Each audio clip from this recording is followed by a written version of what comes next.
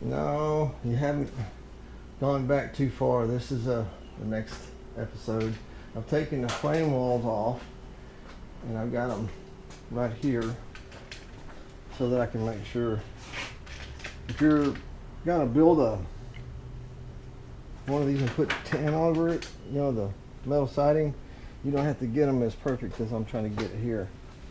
So I'm trying to get all this really nice because, and nobody will ever see it, but the main thing is so that when I put it together, there won't be a, you know, if you got a 1/16 of an inch here, you get a little further down the road, you got another 1/16 of an inch there, and then a quarter of an inch. Next thing you know, it's off and wonky looking, and you're not going to be happy with your.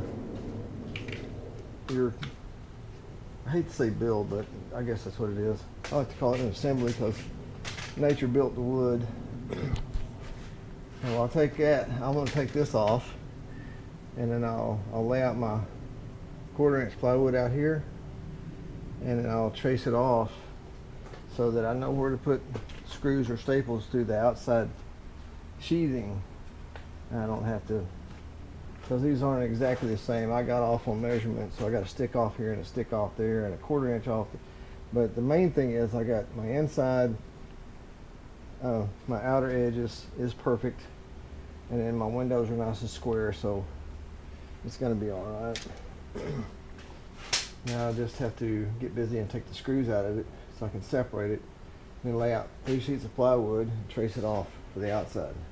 That'll be the next video.